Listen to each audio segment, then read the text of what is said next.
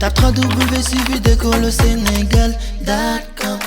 À école au Sénégal, c'est facile, tu n'as qu'à te connecter. Tape école au Sénégal, les leçons sont beaucoup plus détaillées. Voilà, donc pour résumer, on peut prendre ça. Comment découvrir des cellules? Donc pour observer les cellules, le principal instrument utilisé est le microscope optique.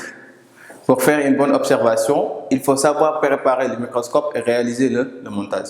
Donc si on veut observer des cellules, on doit d'abord se munir d'un microscope optique et savoir réaliser une préparation en observant bien sûr sur la fiche méthode que j'ai proposée. Et passer à l'observation, réaliser la préparation et passer à l'observation. Et pour passer à l'observation aussi, il faut savoir manipuler le microscope. C'est avec ça qu'on pourra découvrir ce qu'on appelle une cellule ou même des cellules. Maintenant, l'autre partie, comment distinguer une cellule animale et une cellule végétale. Comment distinguer une cellule animale et une cellule végétale. Donc, dans le cas de la cellule animale et végétale, chacune est délimitée par une membrane plasmique ou membrane cytoplasmique ou membrane cellulaire aussi si on veut. Chacune est délimitée par une membrane plasmique à l'intérieur de laquelle se trouve du cytoplasme. Dans le cytoplasme, on trouve un noyau. Donc comme on l'a dessiné dans les deux cas, dans les deux cellules plutôt, on a la membrane plasmique, on a le cytoplasme et à l'intérieur du cytoplasme le noyau. Maintenant, pour comparer ou même la différence entre ces deux cellules, même la comparaison de la cellule animale et de la cellule végétale montre que les deux cellules possèdent une membrane plasmique, un cytoplasme et un noyau. Donc, dans la cellule animale comme dans la cellule végétale, on va trouver un cytoplasme, on va trouver aussi la membrane plasmique qui délimite la cellule et un noyau qui se trouve à l'intérieur du cytoplasme. Et la différence peut être dans la cellule végétale. Seule la cellule végétale possède une paroi pectocellulosique et une grande vacuole. Mais cependant, des fois, on peut trouver des vacuoles, mais de petite taille, dans la cellule animale. Donc, c'est ça qui fait la différence entre une cellule animale et une cellule végétale, par sa forme, mais aussi par les éléments qui les composent. Maintenant, après ça, on va voir la deuxième partie qui est la division cellulaire. Okay? On a vu la notion, introduction aux notions des cellules. Maintenant, on va voir ce qu'on appelle la division cellulaire. Maintenant, on va voir la deuxième partie qui est la division cellulaire. Ok? On a dit que ce sont des cellules qui constituent les êtres vivants. Donc, les cellules se multiplient parce que chaque jour, on perd des millions de cellules et des millions de cellules se multiplient pour assurer ce qu'on appelle le nombre. Ok, donc les cellules se multiplient. Bon, ici, on verra ici comment les cellules se multiplient. Ici, il faut savoir que les cellules peuvent se multiplier soit par mitose, soit par sessiparité ou division binaire, ou soit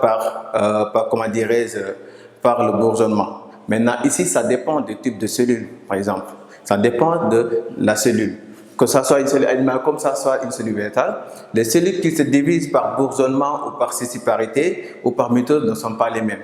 Ici, ce qu'il faut savoir, les cellules qui se divisent par mitose, le plus souvent, ce sont des cellules eucaryotes. Et ce sont aussi des pluricellulaires. C'est quoi le mot eucaryote et pluricellulaire? Eucaryote,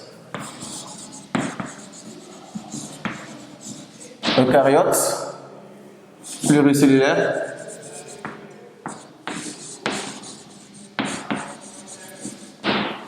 Ok, donc j'ai dit les cellules qui se divisent par mitose, le plus souvent ce sont des cellules eucaryotes et étant aussi pluricellulaires. C'est quoi une cellule eucaryote? Une cellule eucaryote est une cellule qui possède ce qu'on appelle un noyau vrai, c'est-à-dire la cellule possède un noyau. Aussi, des fois on peut dire que la cellule possède un noyau qui est délimité par une membrane. Donc le noyau est délimité par une membrane qu'on appelle la membrane nucléaire. Si la cellule possède un noyau ou si le noyau est délimité par une membrane nucléaire, dans ce cas, la cellule est dite eucaryote. Mais le contraire, si la cellule ne possède pas un noyau, ou même si le noyau de la cellule n'est pas délimité par une membrane, ou même si la matière génétique qui se trouve dans le noyau n'est pas encerclée, ou même la cellule en quelque sorte n'est pas divisée par une membrane, dans ce cas, la cellule est dite prokaryote. Donc ici, le contraire, c'est prokaryote.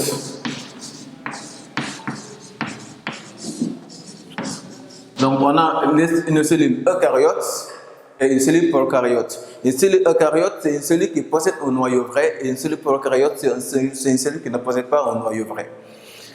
Pluricellulaire, c'est un être vivant qui est constitué de plusieurs cellules, comme les métazoaires par exemple. Ce sont des êtres vivants qui sont constitués de plusieurs cellules, comme par exemple une personne, c'est un pluricellulaire. Les êtres vivants supérieurs sont des pluricellulaires parce qu'ils sont constitués de plusieurs cellules. Alors, le contraire de pluricellulaire, c'est unicellulaire.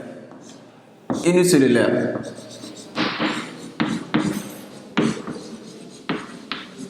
Un unicellulaire, c'est un être vivant qui est constitué d'une seule cellule.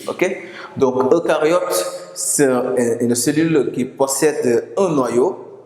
Et le plus souvent, ces cellules-là sont ces êtres vivants-là sont pluricellulaires. Les êtres vivants eucaryotes qui possèdent des cellules eucaryotes sont pluricellulaires. Et le contraire, ce sont des êtres vivants ce sont des cellules prokaryotes qui constituent ce qu'on appelle des êtres vivants unicellulaires. Ici, pour les êtres vivants unicellulaires, on peut prendre l'exemple des bactéries. L'exemple aussi de la levure. On parle l'exemple des bactéries, l'exemple aussi de la levure. Donc, ce sont ces êtres vivants-là qui sont des prokaryotes, mais aussi qui sont des unicellulaires parce qu'ils sont constitués d'une seule cellule. Alors que l'autre catégorie, ce sont des êtres vivants qui sont constitués de plusieurs cellules, mais aussi qui possèdent un noyau vrai. Maintenant, ce sont ces êtres vivants-là, eucaryotes et pluricellulaires, qui se divisent par mitose. Donc la mitose, c'est une division parfaite. C'est une division parfaite où la cellule mère va donner deux cellules filles identiques à la cellule mère. Ces deux cellules sont identiques à la cellule mère par leur taille, leur forme et leur composition. Donc c'est ça la mitose.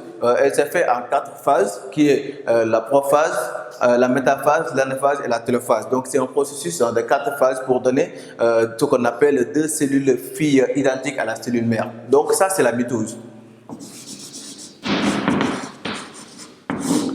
La mitose. Donc ce sont les êtres vivants eucaryotes et prokaryotes qui effectuent ce qu'on appelle la mitose. Maintenant, si on regarde l'autre, la scissiparité, on peut avoir aussi la scissiparité, la scissiparité ou la division binaire. Le plus souvent, ce sont les bactéries qui effectuent cette mode de division. Donc, il y a une cellule mère aussi qui donne deux cellules filles identiques à la cellule mère.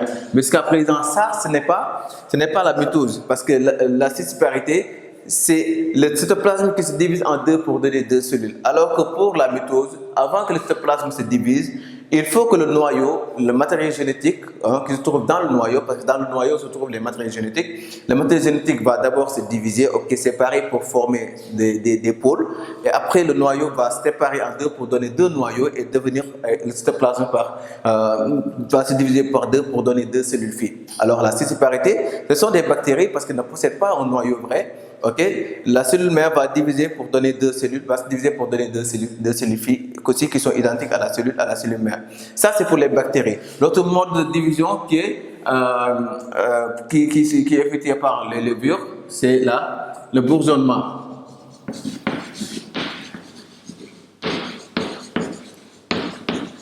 Le bourgeonnement aussi, c'est un mode de division qui est effectué par les levures. Donc le bourgeonnement, la cellule va émettre un bourgeon, la cellule mère émet un bourgeon.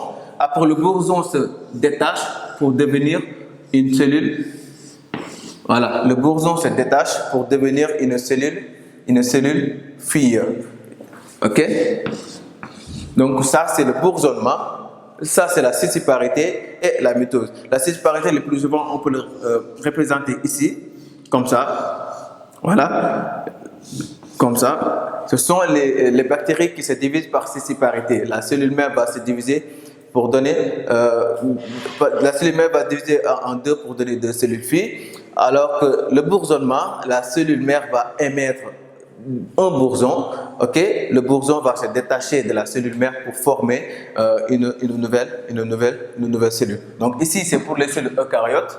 Ici, pour les cellules prokaryotes, comme les bactéries aussi, la paramécie aussi pratique ce mode de division. Et ça, le bourgeonnement qui est pratiqué le plus souvent par les levures.